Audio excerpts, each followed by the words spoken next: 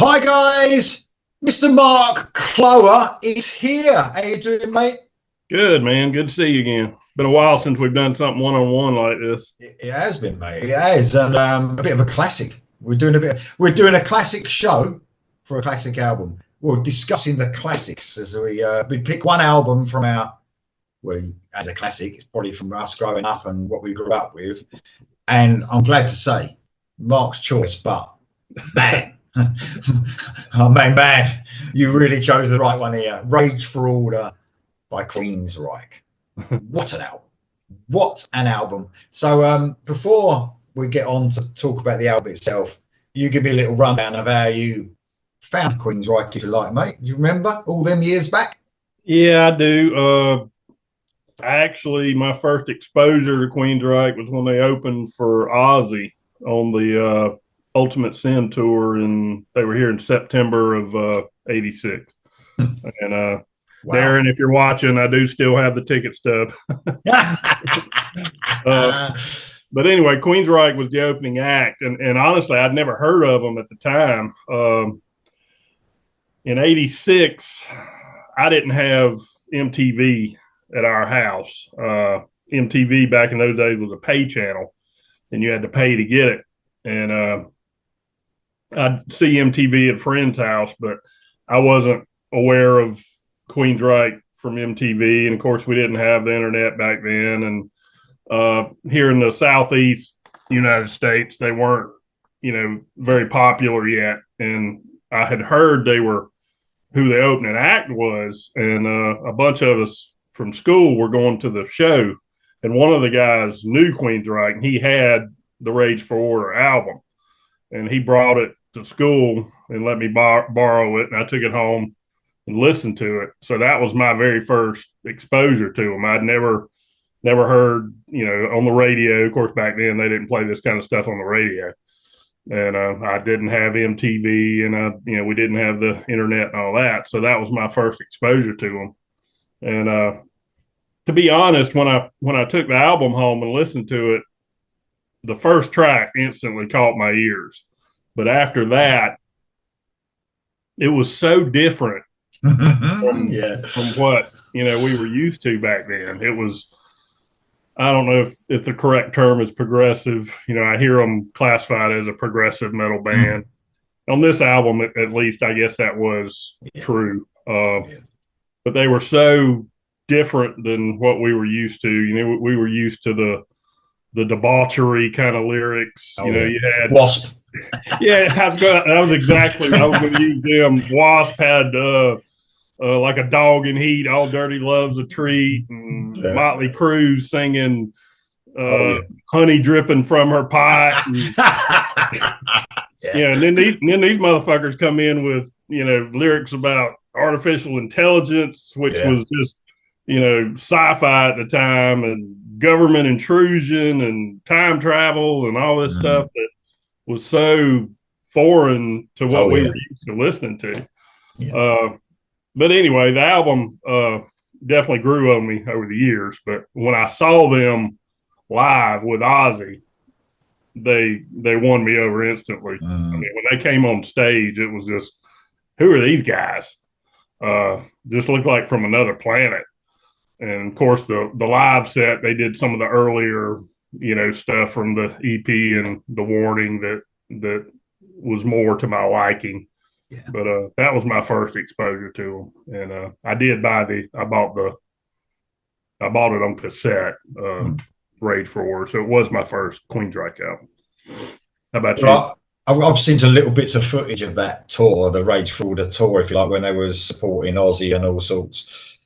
And I'll tell you, if you had to transport me back to a tour of Queensryche, a classic tour, because I've seen them twice, like the new with Todd. And by the way, I know we're not talking about Todd, but I love Todd, the tour as well. I know, might upset a few people. But if I had to transport to a Tate era show, it would be the Rage for Order one. Because everything I've seen, this is literally camcorder stuff. There's near enough a full show of them on YouTube with a camcorder, and it just really excites me looking at it. And I just think, wow, I wish that is the tour that if I could go back, even more than the Operation Mindcrime. Yeah. I would love to go back to the Rage for All the tour. I mean, I can't really remember when I found Queensryche. I think I remember seeing them on MTV way back, even on the EP. I think I remember Queen of the Reich video. Mm-hmm. Yeah. Because at the time there was these sort of bands around at that time. I think Warrior were around, and it was almost like this sort of like, you know, this Manowar type looking Warrior type thing. Yeah. And then of course after, and they kept that sort of same sound, didn't they, on the debut album? But then I think we've spoken before about bands that progress massively from one album to the next. I mean, the difference between I mean, a lot of people love the debut album and think it's better than Rage for Order. I'm not one of them people, but I can understand why. But the difference between the sound and the progression, you know, never mind the term, but the progression in the music and the songwriting was just for me a massive step. And this album, yeah, first of all, I'll be like you, I was like, what the fuck is that?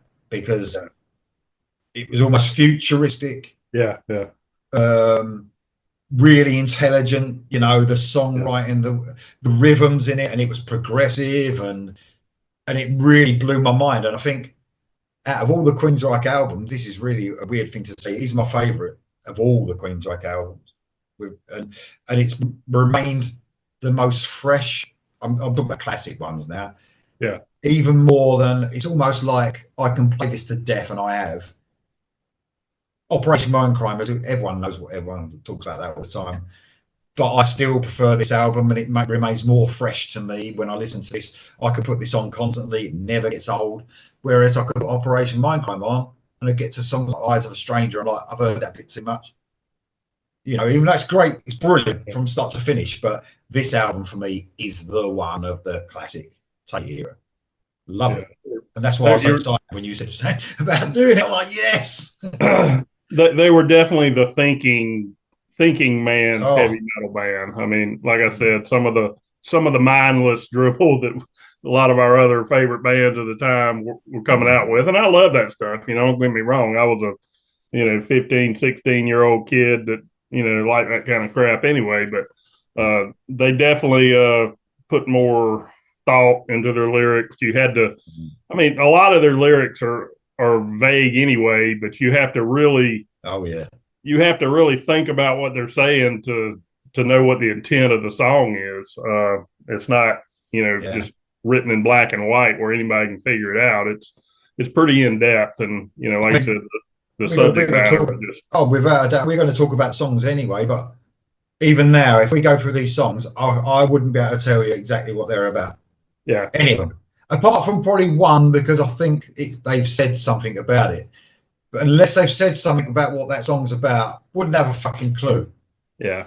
Very abstract, very intelligent, but, not as in, when you talk about bands like Tool, and these are upset people as well, is that it's almost like arty-farty for the sake of it. And it's, and you think, do they know what they're talking about? It's almost like Queensryche. It's not gone that two-step far where it was a little bit too much. It really kept within that, where it's not going too far into that sort of, I don't know. I can't even think of the word of it, but it didn't stretch too far into progressive music, did it? It stayed within that water, but lyrically as well. I printed off I've got a bit of wiki. It's quite funny though, some of these. So it says here on about Rage for Order, it's the second studio album, but we had the EP, didn't you? By American progressive metal band Queensryche, released on June the 27th. The best year in metal as well, 1986. The album was released on May the 6th, 2003, with some 4 bonus tracks as well later on. I think I've heard all them as well, some live stuff. But it says it was more progressive. Definitely right than the band's previous releases, with layered and complex musical structure. Definitely so. That employs a 2-guitar approach, but they always have anyway, haven't they? But also brought keyboards. Obviously, the keyboards came in more with this album. And then again, it says lyrically, the album explored social, personal, political, and technological themes, highlighting the dangers of our AI. Well, when you think about it, AI is everywhere now, isn't it? But in 1986, Yeah, you know, it wasn't really. It was really, it was, and government intrusion and of the government stuff as well. So the concept of robotics was emphasised through the use of staccato rhythms and vocal effects such as reverse echo. And it said here the band's management insisted on Queensryche. We're going to talk about the album cover in a minute, but it says the band's management insisted on Queensryche taking an image associated more with glam rock, glam metal, or gothic metal. And as a result, the promo photos and album artwork depicted the band members wearing trench coats, heavy makeup, and perms. I mean, you can tell that they didn't really like it because it didn't last long, did it? They went from just for this album, just for those photos alone, and the tour. I remember the big hair was on the tour as well. Yeah, Jeff Tate's hair was up here somewhere. Yeah. Almost looked like Frankenstein's wife. Yeah, that's what I was going to say. Tate and Rockenfield. If you look at them, they look like they went to the Bride of Frankenstein School of Cosmetology. But I mean, man, when I was 16, how old were you then in 86, mate? I'd have been 17. So but even though it was a bit, but everyone was like that. They all had makeup at that stage, didn't they? But it really, the mind played, looking at that cover and them and the music they played, it was it blew my mind even more because you're thinking, who are these people? Do you know what I mean? These rock gods, if you like, but they're a bit weird as well, aren't they? Yeah. Brilliant, mate. Brilliant. So the album cover itself then, mate? I mean, I've got the T-shirt on here. Yeah, that's my favorite cover. And I did not know this until your favorite cover in total? Yeah, of Queensryche. Yeah, that's just so eye-catching. The colors are just, they just grab you instantly, and I just love that cover. And I didn't realize it until I was researching this a little bit. The cover was done by an artist named Gary Sharp Young, and as soon as I saw that, he was also an author, and he wrote what I consider my Black Sabbath Bible. Gary Sharp Young. Unfortunately he died at 46 years of age from an aneurysm just a few years ago. But I didn't realize he was actually an artist as well as an author. But yeah, I love that cover. It's just so eye-catching and instantly takes you back to that time. And it does. Yeah, for sure. And like I said, the back of it was a bit strange, but it was just it was a sign of the times back then, wasn't it? Yeah. But I mean, man, that, like I said, one of the most played albums of my childhood. Still is. Every song on it I love. I think I put it as near enough the perfect album, but we're going to get on to tracks in a second. But yeah, what an album. What a brilliant album. And just to show off a little bit, because I like to show off a little bit. Well, I went to see Queensryche last month, and met the band, Todd and all the rest of them, and meeting Todd was amazing, but just actually shaking hands and talking to Michael Wilton for about 20 minutes. Yeah. And to tell you the truth, I'm talking to him and I'm thinking about that album. And I'm thinking, I'm actually talking to the person. When I was 16, I was had the album in my hands. Yeah, if your 16-year-old self would have known that, you'd have lost your mind. Oh, mate, absolutely amazing. So, yeah, it's pretty mind-blowing. But just a quick one. So it was released on EMI America, 45 minutes long, just over 45 minutes long, and produced by Neil Kernan. I always give a shout out to the production on it. So I think for the time as well, it sounded very well produced. Yeah, very well produced. I mean, they didn't, and especially compared to the debut, which was a little bit. The guitars were right down in the mix on that debut. They weren't loud enough, in my opinion. And it was a massive step up. He played the keyboards as well. The producer, Neil Kernan, yeah. The keyboards on the song. And I think the keyboards, we get onto the songs, but the keyboards enhanced their sound even more on that album for sure. Yeah, even though I weren't a keyboard person at the time, I think they used it very with style. Do you know what I mean? When done right, I like it. Yeah, I don't like overpowering keyboards, but in this case, it was effective. So we are going to talk about. We're going to go track by track, and we're going to join in anyway and talk about each track. But we're going to take it in turns a little bit. You're going to go for the odd numbers, mate. Yeah, I have to apologize in advance when you asked me if I wanted to take the odds. I was like, yeah, I'll take the odds. And then when I looked at the running order, I think I got all the good songs. Not in my opinion, because they're all good, fan, in my opinion. So I'm fine with that. As long as we got, there weren't, one thing I got to check, it doesn't say anything here, there weren't no difference in the American version to. I don't think so. Good, because that wouldn't be cool, would it? So yeah, track one then, mate. And I know you like this one. Yeah, Walk in the Shadows. It is very rare for me to the very first song I hear of a band for it to become my all-time favorite. But in this case, that stands true. Walk in the Shadow, like I said, when my buddy handed me that album, said take it home and listen to it. When I put the needle down, that was the first song I ever heard by Queensryche, and to this day, it is my favorite song by Queensryche. There's a couple others that sometimes nip at its heels. Like every time I watch, I love watching reactions to Take Hold of the Flame. Oh yeah. And every time I see somebody else has uploaded a reaction to that maybe especially the ones that aren't metalheads, I love watching that. And every time I hear that song, I think, that should be my favorite song. And it's real close. Yeah. But, Walk in the Shadows is still my favorite. It's the most in-your-face metal song of the album. It's not terribly experimental or progressive. It's just, in-your-face metal. Great way to open an album. Allegedly, it's about vampires. Again, we talk about the vagueness of lyrics. And when you read the lyrics, I guess I can see, okay, I see where it's subtly talking about vampires. It's not obvious. Like Blue Oyster Cult wrote several songs about vampires, and as soon as you hear them, you know what it's about. But this song, it doesn't instantly click that it's about vampires. But just to this day, that song gives me chills.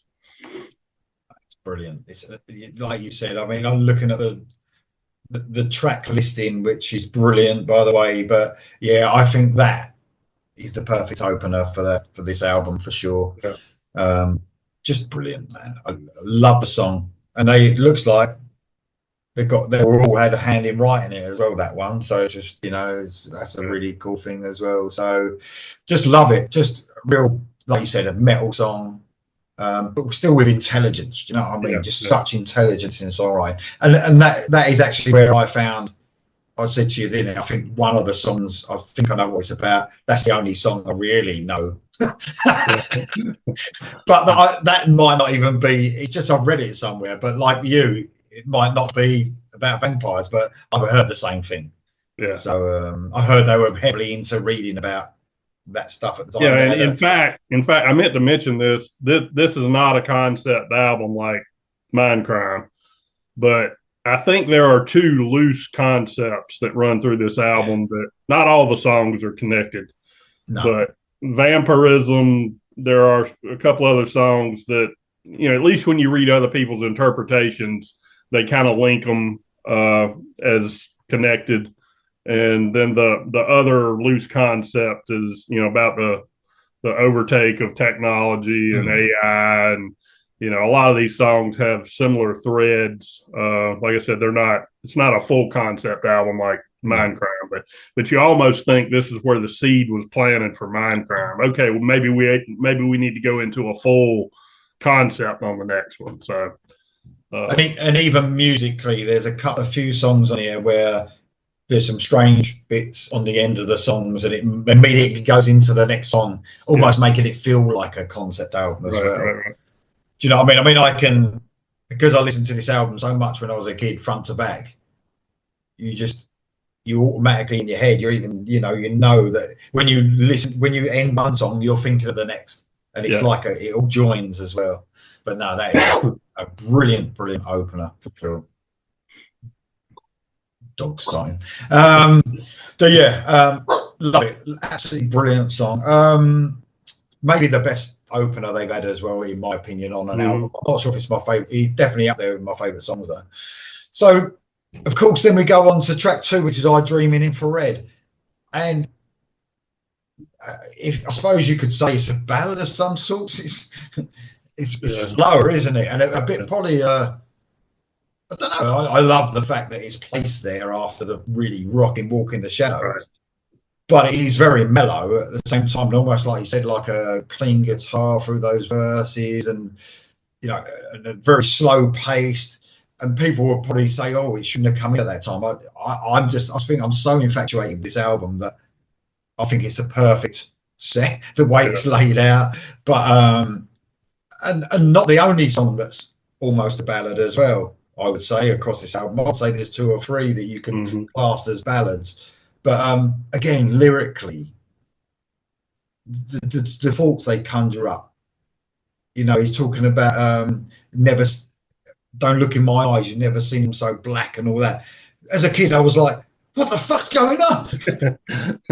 You know what I mean? It's a very dark album. Oh fuck yeah! The whole album is dark. I mean, not in a Black Sabbath kind of way, but it's definitely got dark overtones. There's not much, happy Kim Hamlin kind of music here. No. I mean, they've never. You're right. They've never really been that way, but this album in particular, even the feel of it feels darker than Main Crime to me. Yeah. There's a real darkness about it. You're definitely right there, mate. But now, "I Dream in Infrared" is just a brilliant song, and just the way the guitars, the electric guitars are introduced, it's quite understated, the whole song, but it's brilliant at the same time. Yeah, I'm like you. I think it's the perfect foil to the bombast that they just hit us with "Walk in the Shadows." I think it works perfectly to bring it down to that level on the follow-up, on the second track. And it's probably my second favorite song on the album, actually. Really? Cool. Yeah, I do. I love that one. And like I said, I don't know. To me, a ballad, when I think of ballads, I think of romantic songs. It's not really a romantic song, but it definitely has that ballady, structure and pace. So I guess we could call it a ballad. I suppose the only when I always, lyrically as well, I always thought of it as a ballad because he's almost singing, he's almost with someone and he's having these dreams. He's saying, "Don't look in my eyes." It's almost like he's turning into something or seeing stuff, and he's with someone else, like a partner or something. It just feels that way to me. So I suppose, it's a very dark song, but very cool indeed. Mate, you got a cool one for the next one to talk about. "The Whisper." Wow. I don't know about you, but I get Maiden vibes as soon as this song kicks off. Yeah. Mostly just the intro, but even back then, I remember when I first heard it, I said that's kind of got an Iron Maiden feel to it. Maybe not throughout the whole song, but definitely that guitar intro sounds like a Maiden intro. I don't know. I read different interpretations of the lyrics, but to me, this song has a Master of Puppets kind of vibe. I mean, if you read the lyrics for what they are, it almost sounds like the drug, whether that drug is cocaine or smack or whatever, is talking to the drug taker, just like in Master of Puppets. And that was only a few years earlier. So whether they had that, no, it came out about the same time, didn't it? Same year. I can't remember when Master of Puppets came out. Same year. That was about the same time. So it may not have had any connection or influence from that, but to me, it's got a similar vibe where the drug is, the drug is the master and the drug taker is the slave, and it actually mentions in there something about "I'm your master, you're my slave." may not have anything to do with drugs, but that's the way I interpret it. I think when I was a kid, this was probably the standout track for me when I was younger because it had that full metal, like you said, Maiden. I was really into Maiden at the time as well, and I think Maiden were like had almost hit their peak. They'd gone past their peak for me at this time. Probably like that's not for everyone. That's just my opinion, But they hit their peak probably with Power Slave for me. So like, this gave me a couple of years later. It gave me like what I wanted to hear from Maiden. Do you know what I mean? Yeah, This is what I wanted to hear. This is a similar. I didn't really realise until I really started listening to the album, like the debut album again, leading up to going to see Queensryche because they were doing recently I saw them on the Origins tour where they was doing the EP and the first album. So I didn't realise how similar this song is to enforce that sort of same sort of like driving beat behind it. But I think it's superior to that because I think they just stepped up everything from that album anyway. But the Whispers are an amazing song. Absolutely amazing. Full blown metal. Well, this one's a bit of a weird one, isn't it? So correct me if I'm wrong, but I mean, I didn't know this was a cover until I didn't know it at the time. I didn't know it at the time, and I can't remember how many years it was until I found out it wasn't. I thought, obviously, when I heard "Gonna Get Close to You," I thought it was the weirdest song on the album. Yeah.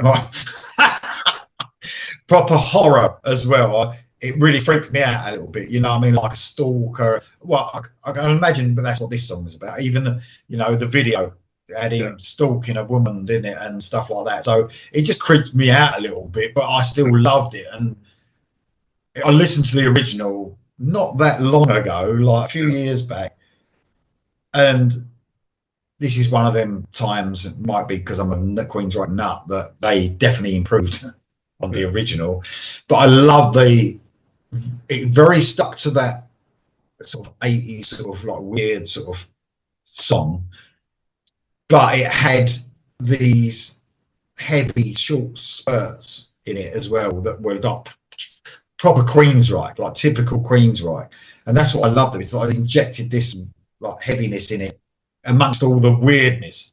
But yeah, I don't know how they decided to do that cover, but I think it was a bit of a masterstroke. Do you know what I mean? Well, I got to be honest. I didn't like it then, and I don't like it now. Oh, you don't like it? At the time, like I said, we had no idea back then it was a cover, and I just thought this is just weird, man. And it was, definitely a stalker, peeping Tom kind of, lyrics. The original was done by Lisa Dalbello. I guess that's how it's pronounced. And in fact, I just watched the video for the original version yesterday. I'd seen it years ago, but I watched it again yesterday. And they're very similar. I would definitely say if I had to pick one, I would pick the Queensryche version, obviously. But yeah, this one it never really warmed up to it. But I would say that's probably the only skipper on the album for me. Well, for me, it's the weakest track. And that was the first single they released, which I thought was very strange. And I don't even remember it back then. I don't remember, again, like I said, I didn't get MTV until I think 87 is when we got MTV in my house when they scrambled the channels and we got it for free. So back in the day, I never saw the video, but I just thought that was a very odd choice for the first single for a brand new album. I mean, why didn't they bust out with "Walk in the Shadows"? Or really any of them, but it doesn't sound like a record company choice, does it?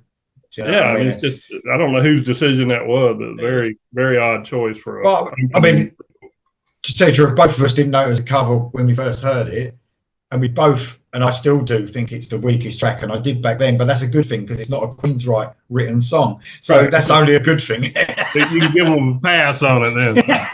Yeah. Okay. Next, number 5. This is a good track as well. The Killing Words. Oh yeah. Very keyboard heavy. but again, I think it works. This one I think is the most. What am I trying to say? It's about lost love.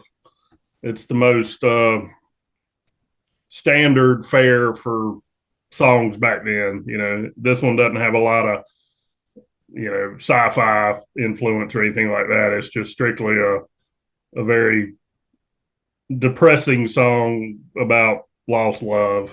And I guess we've all been through situations where you can kind of relate to the lyrics, back in the day. But yeah, very, very good song. I like this one a lot. Almost gave me a little bit of a Tubular Bells at the time, especially like the keyboard intro, like Tubular Bells, the Exorcist thing, whatever that's called at the beginning. I hadn't thought of that, but yeah, a little bit like that when I used to listen to it. They made some really cool and you just think about the risks they took on this album as well. Yeah, I mean, even like that, even though this is a more straightforward song for this album, I mean, even in that first verse, Jeff Tate, he's like just talking, isn't he? You can hardly even hear him. Mm-hmm. The wait for me, I understand bit. Yeah. And you just think like no other band would have done that. They would have just sang it normally, and they just thought we're so far ahead of our time, if you like. We're gonna do whatever we want to do. It's almost like a spoken word kind of. Yeah. The verse, yeah, and it almost made the song even more special because they just do these things. Especially to have a singer of his quality, you would think he would want to sing every note, but he's like, yeah, I'm so good, I'll just talk this part and it'll still be effective. I mean, we haven't even really spoke about Jeff Tate as such, but obviously, back then, one of the Mount Rushmore, if you like, in my opinion, of singers. But I've got to say, on this album, I think he matured into not singing like a lot of singers did then, just trying to hit all the heights all the time. He sang for the song more. He could easily hit the heights, but he wasn't just. It's like Take Hold of the Flame that you just mentioned, brilliant song, but it was all about them bits where he just went for it, wasn't it? But he didn't have to. He still had an even better voice by just controlling it more and not having to just go high all the time. And I think this album just was one of his best, probably his best performance as well, in my opinion. Okay, this next one, it's a heavy song, isn't it? So number 6, last song on the first side, Surgical Strike. So I always thought this was a bit of a strange song as well, as far as the way it's written. Very progressive as well, especially that chorus. And again, the risks. Surgical strike. They took the nut to feet, and you just think that's really weird, isn't it? Like back then, you thought that's really weird the way they sing it. But very cool. Just sounds. I think it's about it sounds. I used to think this was about futuristic fights. Yeah, fighting. That's what I get from it. Yeah. That's what I imagined. Anyway, but no, I love the song. Very strange, sort of written song as well. Very weirdly performed, very progressive, but just fitting in with the whole concept, I suppose, of the album. Just these visions I had in my head. It's another one that brought one more forward. What's this about? Yeah, it's very chaotic. Yeah, cadence to the song and a little bit disjointed. I'm not crazy about the chorus, but I get the same vibe as far as the lyrics that you do. I think it's kind of about futuristic wars being fought with computers, and it does talk about almost makes you feel like the government. Almost like a War Pigs kind of vibe, because it talks about basically just telling the soldiers to go out and not question what we're telling you to do. Basically, you go out and you fight the wars, and we're going to be the ones back pushing the buttons. And again, I don't know. Their lyrics are very vague in some ways, but I think it follows that thread through the songs that are connected by the technology of the future, which is technology of now. Yeah. Again, they were like prophets. You think about the stuff they were singing about back in 1986, and here we are. Oh God, it just hit me. Do you realize next year this album will be 40 years old? Yeah. Yeah. Oh my God, that's hard to wrap your mind around. But the stuff that was so futuristic back then is, it's either here or we're on the verge of it now. Getting off track a little bit. Think about the original Terminator movie. When that first came out, that was just like Star Wars. There was no way that could happen. But if things continue the way they are with the artificial intelligence and the machines becoming self-aware and everything, that could happen 100 years from now. Yeah, people have already spoken it. What's the point where we stop it because it's going to take over? But it's really funny how you said. I think you used a word there, but it might not have been this word. But as far as musically, that's this song, and there's two others on this album that are very chaotic. Yes, on purpose. Yes. And there are two others on here that I'm looking at now, the B side, that are the same sort of thing, very chaotic, and it's obviously meant to be like that. But yeah, really clever as well at the same time. Very cool. And then we've got side two, mate. I mean, it's not often we talk about side twos that don't always live up to side ones. I'm not going to say it's as good as, but it's a very cool side two. Go on, mate. You get the first one on this. New Regal. Yeah. This is probably. I was going to say probably my third favorite, but there's one more that might be my third favorite. This is probably my fourth favorite on the album, if I was ranking the songs. The vocal style or whatever that effect is that they put on his voice in that opening verse always kind of creeped me out. To use your terminology, it shit me up. It was just very, very strange. You hear that, and again, you're thinking, with a voice like Tate's, why are they doing this? But it fits the song so well. It just gives it a feel like no other.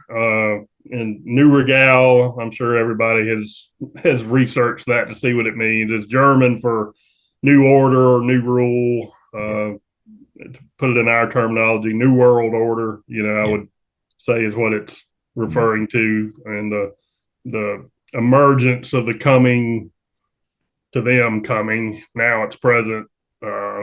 Technology, religion, basically, is what it is. It's a religion. Technology has become a religion. And it's just again, one of those prophetic songs that, warns of what's to come. And now it's here. But again, at the time, it was so far, it seemed so far in the future, the stuff they were talking about. And I really like this song a lot. Well, I think I did a ranking of Queensryche songs a few years ago, and this came top. Okay. It's just something about it that's just like all from this album or as a whole? In total. Yeah. Okay. This is, isn't it weird as well that this song it's so epic, and it's not even 5 minutes long, but it's got so much to it. Very epic. It's almost like you could say that it's similar to not it's nothing like this musically, but it makes me feel the same way as Falling Off the Edge of the World by Black Sabbath. That it's got so much in that song, it seems like it's about 7 or 8 minutes long because it's so epic. And that's how this feels to me, like from that, like you said, that strange voice that they do. And what about the way when he hangs that note out, when he goes from that voice into the normal voice, and it's so powerful, isn't it? And then you get that weird sort of chugging along sort of rhythm. Like it's really strange, and like this stood out to me as like another weird type song that just like, which made me think, what's this about? Do you know what I mean? And just a massive song.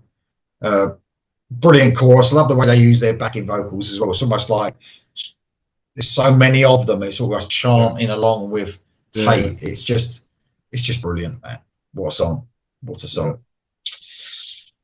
Okay, well, we'll talk about Chaos. This is definitely one of them for me. Like, you know, especially it's almost two halves of a song. This one, and it's probably like one of my least favourites on a brilliant album. This one, so I don't even mind all of it, but I think the second half is like that. It's a good minute and a half, isn't it, of that weird sort of like chaos, if you like.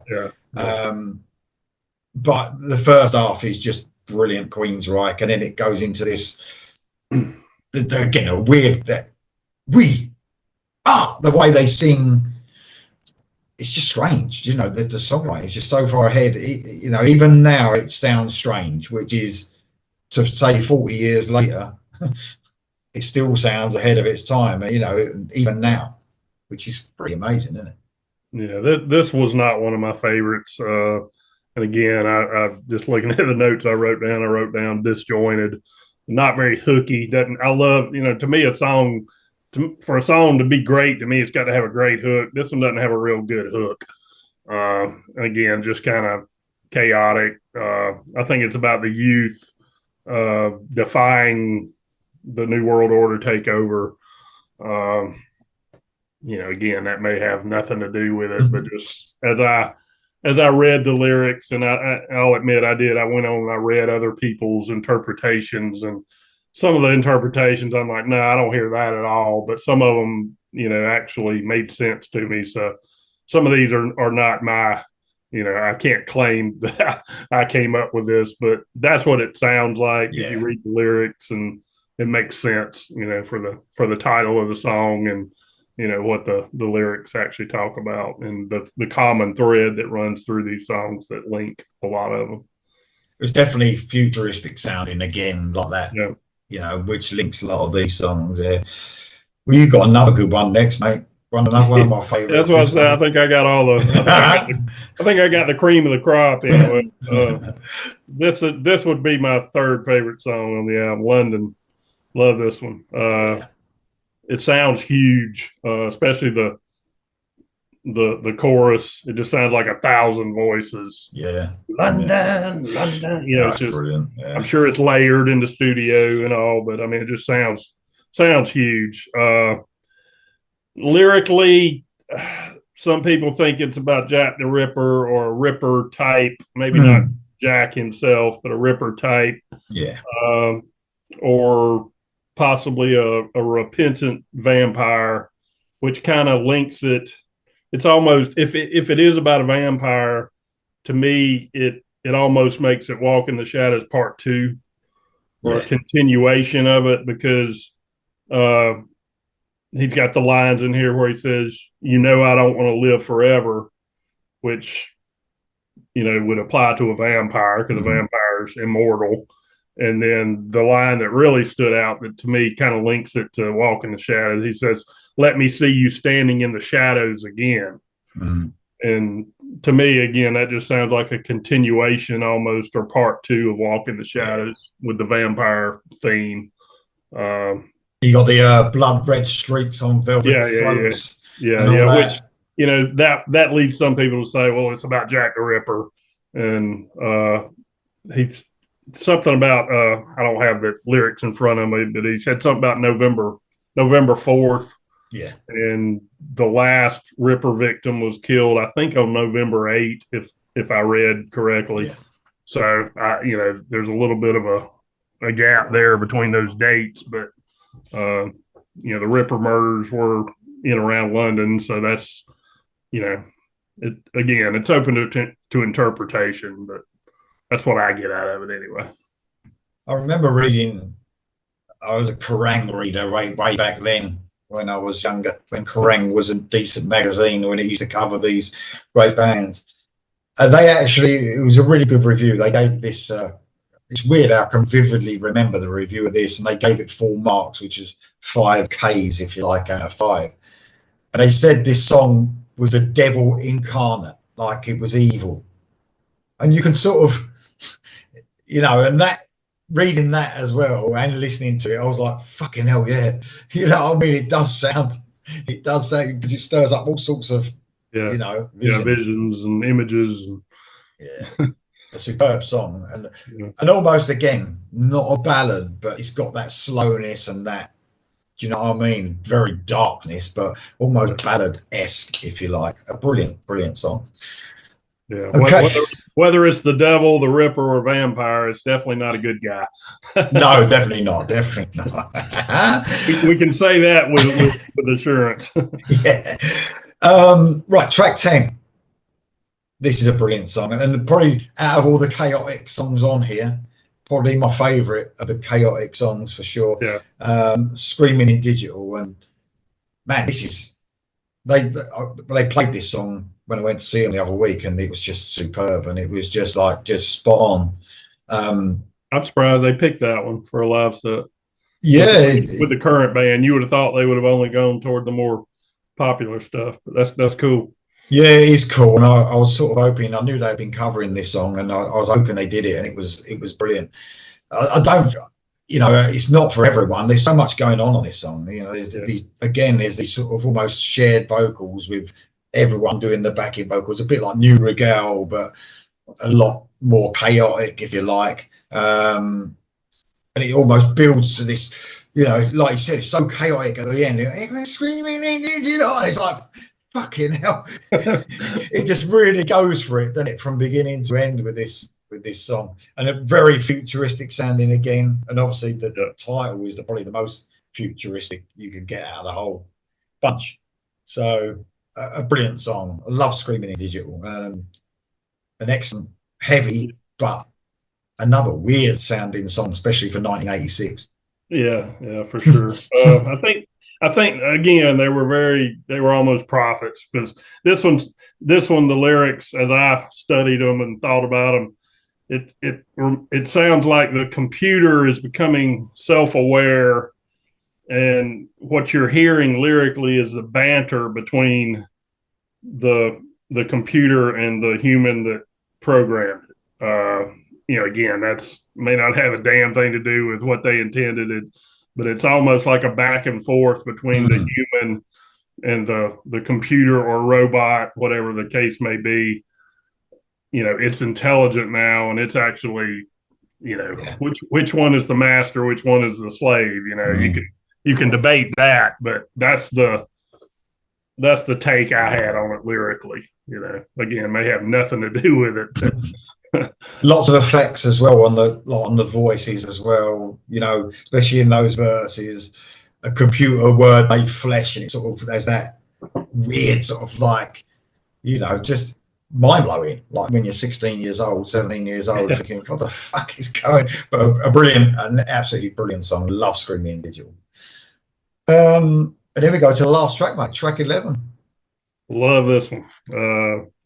This one would definitely, I guess, be considered a ballad, even though it's not a love ballad. I Will Remember. Yeah. Tate supposedly said, I tried to find it, but I saw where I did watch. I don't know if you've seen the unplugged performance they did of this one. Man, I don't know if I like it better than the original or not, but it's very well done. But supposedly somewhere before that they went into this song, Tate said the song was about spy satellites. So if that came out of his mouth, I guess that's what it's about. But some people interpret it as being about like Halley's Comet or an extraterrestrial coming to Earth. Tate himself said it was about spy satellites. But it's got to me, the best lyric on the entire album. In this song, he says, "We wonder how machines can steal each other's dreams." I love that. That's such a powerful line. The song, and even in this more stripped back sort of acoustic song, it still had this sort of futuristic feel, even though there's nothing futuristic about it musically, is there? Right. It's very mellow, in it, acoustic, and like you said, transformed to that live performance perfectly, didn't it? Yeah, it's such a tranquil song. Yeah, Just kind of, you can listen to it and it just kind of puts you at ease. And it no, almost sounds to me like it kind of foreshadowed what they later did on Silent Lucidity. yeah, Uh, whether it planted that seed or not, I don't know. But but a yeah, million times better yeah, for me. similarities there. You almost Yeah, think they said, okay, let's take that and magnify it and make something more grandiose. Uh, again, whether it had anything to do with it or not, I don't know. But yeah, I love that song. and what a difference. I mean, it sort of almost sticks out on the album, doesn't it? There's something that's totally different, Yeah, even though everything on the album is really different. Like, song to song, it's not one of them albums, and I think this is probably why I love it so much. Is that it's you can listen to it, and there's so many different textures and layers, and do you know what I mean? And then you get that on the end as well. You don't really get that on even on Mind Crime Theory. It's almost like this same feel all the way through because yeah, it's meant to be. It's linked, I suppose. But it's almost like on this album. I think that's what makes it so fresh sounding because it's every song. It's like something different. yeah, yeah. And Uh, you just mentioned Mind Crime. Think about this too. Again, I don't know if this had anything to do with it or not, but this album ends with I will remember. What's the first track you hear on Mind Crime? yeah, Now it's not really a song; it's an intro. I But remember now. the intro is called "I Remember Now." Yeah, So, again, was this album foreshadowing of what was to come? Not, the subject matter was nothing to do with what came on Mind Crime. no. Might have been some very minor links. I don't know. I haven't really thought about it that deeply, but that's one thing that stands out. This one ends with "I will remember," and then the next one, the first thing you hear is "I remember now." I mean, I've got to say, like, this album, the debut up to Mind Crime at least. I mean, that peak of songwriting and the imagination and the message just rolled. We talk about brilliant artists that bring a few albums out in a row that are just top notch. I mean, it must have been really like, I mean, just one thing after another with the ideas. They was at their peak songwriting Yeah. here, Oh yeah. weren't they? So Yeah. yeah, I mean, then to go into Mind Crime and have that whole story.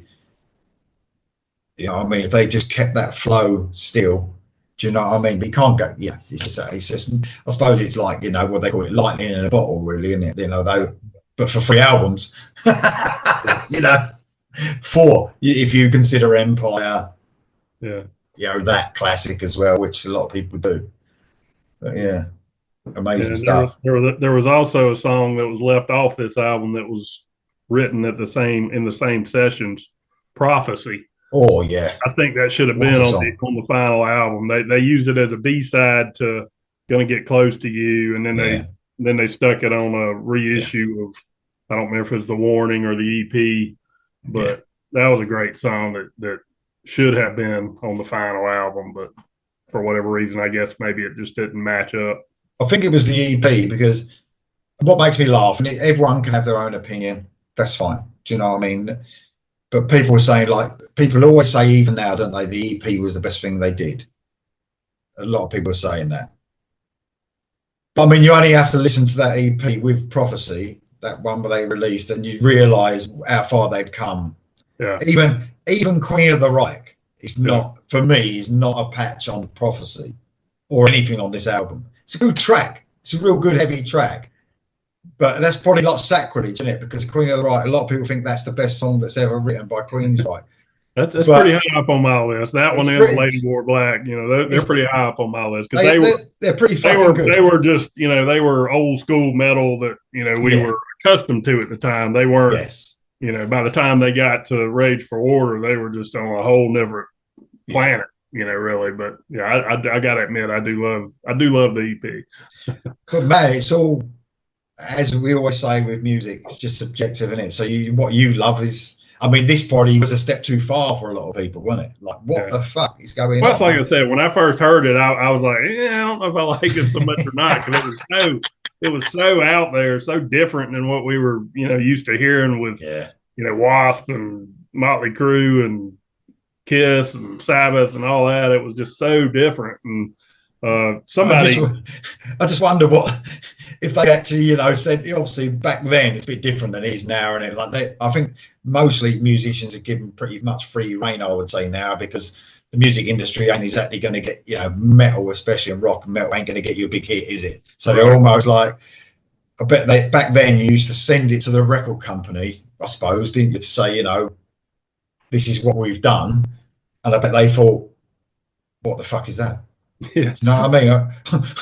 because all of us as fans, even though we love it now, we all thought, what the fuck is that, didn't we, when we first heard it?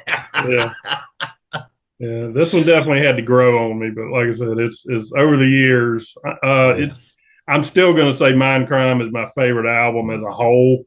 Yeah. Even though my favorite Queensryche song is from Rage for Order, but as a whole, I would say Mindcrime is still my favorite album, just because of the cohesiveness of all the songs, and everything was hooky, and like I said, some of the ones on here aren't as hooky to me. Yeah. And that's a big part of a great song to me, is a great, lyrical hook for a chorus or whatever. But I think it's definitely it takes you on a ride, takes you on a trip every time you listen to it. You kind of hear different things, especially.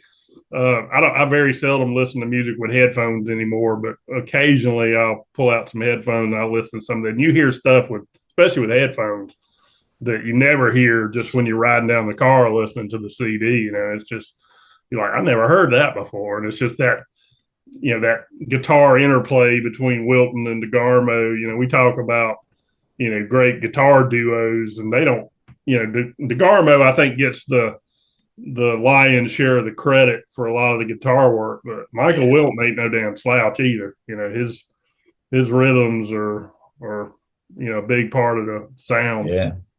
I think DeGarmo gets as well. He gets a lot of a lot of people.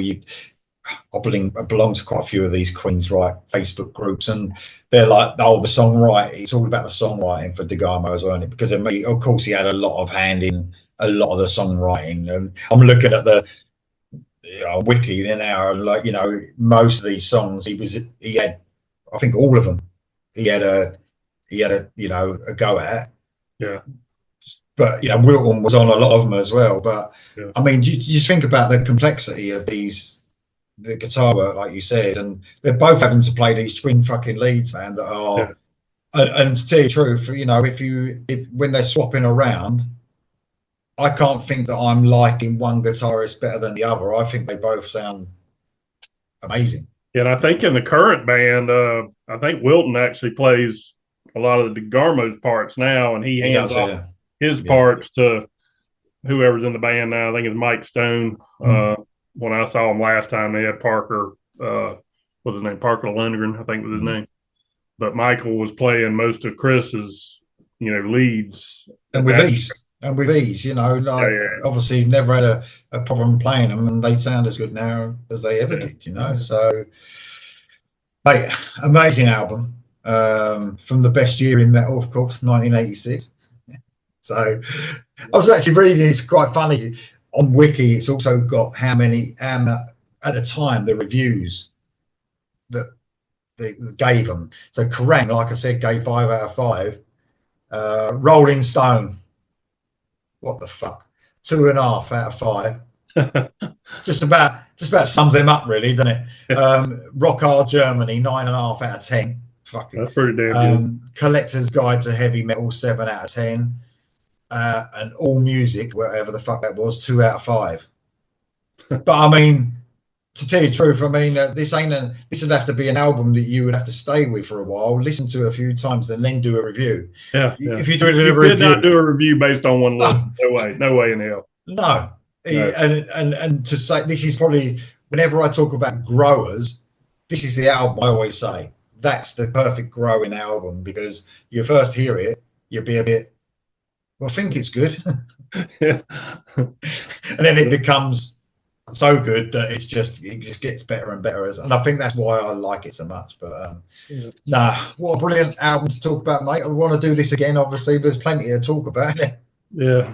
So when I think I gave you 4 choices. In the back of my mind, I said, I know which one he's going to pick. It had to be, man. It had to be. One of them albums that I don't need any notes. I've just got the titles. I'm sure you just like, just it's ingrained in there, mate. Absolutely superb. Well, thanks, mate. Thanks for joining me, and thanks for the choice. Perfect choice. Good to do a one-on-one again after so many years. It's almost like going back to COVID.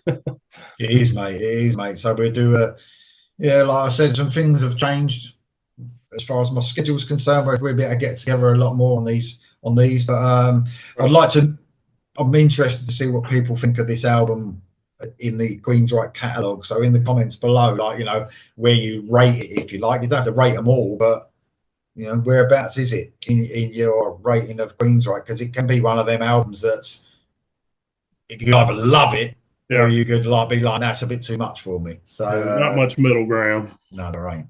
So, mate, thanks a lot for joining me. Thank you. Speak soon, yeah? Cheers, mate.